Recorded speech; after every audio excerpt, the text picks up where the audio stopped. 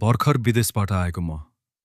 बाबाआमालाई विदेशबाट ल्याएको कोसेली दिँदै थिए, त्यतिकैमा भाउजू पनि कामबाट आउनुभयो। भाउजूलाई पनि मैले विदेशबाट ल्याएको कोसेली दिए। भाउजू त भाउजू, तर हामी सानोमा सँगै खेल्थ्यौं, सँगै डुल्थ्यौं, सानोको साथी थियौं। दाइले बिहे गरिसकेपछि विदेश जानुभएको पनि 10 वर्षभन्दा बढी भइसकेको थियो। दाइ घर आउनुभएको थिएन।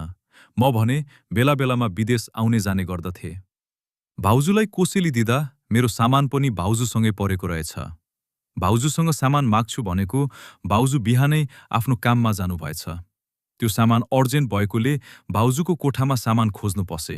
कतै मेरो सामान छ कि भनेर खोज्दा भाउजूको पेन्टी र ब्रा देखे। भर्खर विदेशबाट आएको मन सम्हाल्नै सकिन। डराई डराई भाउजूको त्यो पेन्टी हातले समाते। मेरो भाइ खरा भएको थियो। त्यही भाउजूको पेन्टीले मेरो भाइमा लपेटेर हल्लाए।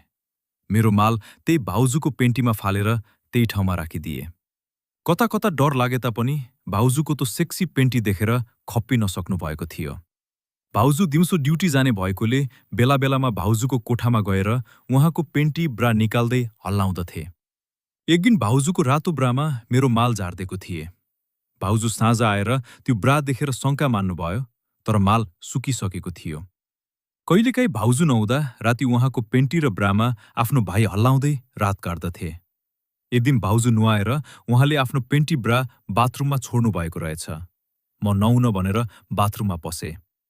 मैले मेरो भाइमा भाउजूको त्यो पेन्टी र ब्रा समातेर हल्लाए र माल झारिदिए र म बाथरुमबाट बाहिर निस्किए। म निस्किने बित्तिकै भाउजू आफ्नो कपडा लिन जानुभयो। यसपालि भने भाउजूले मेरो माल आफ्नो पेन्टीमा झारेको देख्नुभएछ। उहाँले मलाई केही नभनेर आफ्नो कपडा लिएर जानुभयो। भाउजूलाई थाहा भइसकेको थियो मैले उहाँको पेन्टीमा बारम्बार माल झारिदिन्छु भनेर, तर उहाँले केही भन्न सक्नुभएको थिएन। एक दिन राति म अलिक अबेर घर फर्केको थिएँ। राति सबै सुत्नु भएको थियो। खाना नखाएकोले भाउजूलाई उठाउन भाउजूको कोठामा पसे। भाउजू भाउजू भनेर बोलाए, तर उठ्नु भएन।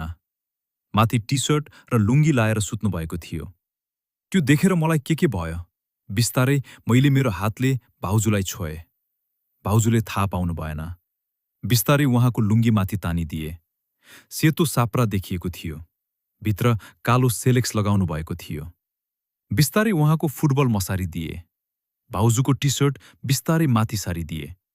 कलेजी कलरको ब्रा लगाउनु भएको थियो। बिस्तारै भाउजूको भोगटे मसारिदिए। मेरो भाइ रन्किएर खपी नसक्नु भएको थियो। भाउजूमाथि चडम चडम जस्तो लागिरहेको थियो, तर डर पनि लागिरहेका थियो। मेरो भाइ भने आगो जस्तो तातिएको थियो।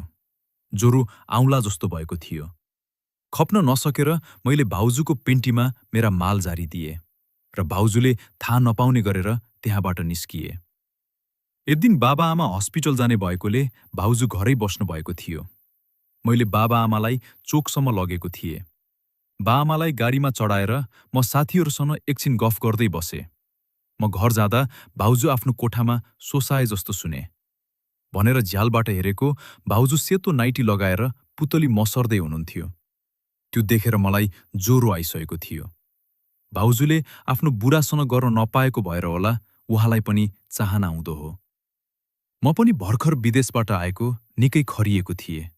म मेरो कोठामा बसे। म आएको थाहा पाएपछि भाउजूले बाबु भात खान आउनु भन्नुभयो। मलाई भने भाउजूलाई सोचेर भाइ रन्किरहेको थियो। आज घर कोही नभएको मौका पारेर भाउजूलाई गर्न मन लाग्यो। भाउजूलाई बहाना बनाएर मेरो कोठामा बोलाए।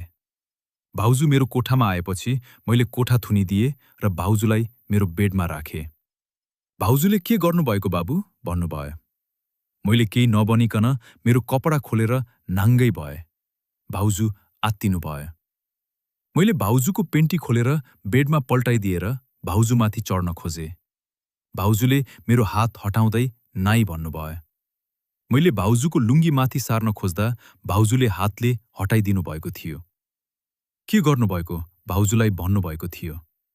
भाइ रन्केको बेला भाउजू न साउजू केही नहेरी नसुनी भाउजूको पुतलीमा मेरो भाइ एकैपालीमा छिराइदिए। भाउजूको पुतली आगोको भट्टी जस्तो तातेको थियो। भाउजूको खुट्टामाथि उचालेर बेसरी ठोके। भाउजूले मलाई धकल्दै नाइ बाउ भन्दै हुनुहुन्थ्यो। तर यो रन्केको भाइले कहाँ मान्थ्यो र? भाउजू न साउजू लुवाङ रुवाङ ठोकिदिए। सानोमा भाउजूलाई ठोक्ने रहर आज पूरा भयो। त्यत्तिकैमा साँझपख बाबाआमा पनि घर आउनुभयो। मलाई भने भाउजूसँग ठोकेर धित मरेको थिएन। त्यसैले एक दिन घरमा कोही नभएको बेला भाउजूको कोठामा पसे र भाउजूलाई मसार्न थाल्यो। भाउजूलाई पनि मन लागेको थियो हेला र त। त्यो दिन भाउजूले मेरो भाइलाई मसार्दै चुस्न थाल्नुभयो। भाउजूले मेरो भाइलाई चुस्दा त निकै मजा आयो। भाइलाई चुसाएपछि भाउजूको कपाल समातेर डगी स्टाइलमा ल्वाम ल्वाम ठेल्न थाले। भाउजू पनि निकै सोस्साउँदै मेरो खेलाइमा साथ दिन थाल्नुभयो। त्यो दिन भने भाउजूलाई धित मर्ने गरी मैले ठेले। भाउजू पनि मेरो भाइमाथि बेसरी उप्रिनुभयो। मलाई भाउजूसँग एकपाली मात्र ठेलेर पुगेको थिएन र मैले फेरि भाउजूलाई एकछिनपछि बोलाए। यसपालि भाउजूले माथि सेतो ब्रा र तल पहेँलो नेट पेन्टी लाएर बस्नुभएको थियो। मैले उहाँको बेडमा गएर उहाँको पेन्टीबाट मसार्न थाले।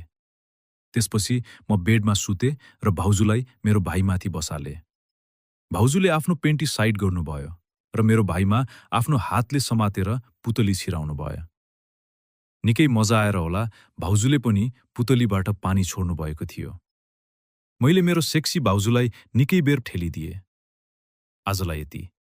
मेरो सेक्सी भाउजूको अर्को भाग हेर्न नेपाली लभ डायरीलाई कमेन्ट, लाइक, सब्स्क्राइब गर्न नभुल्नुहोला।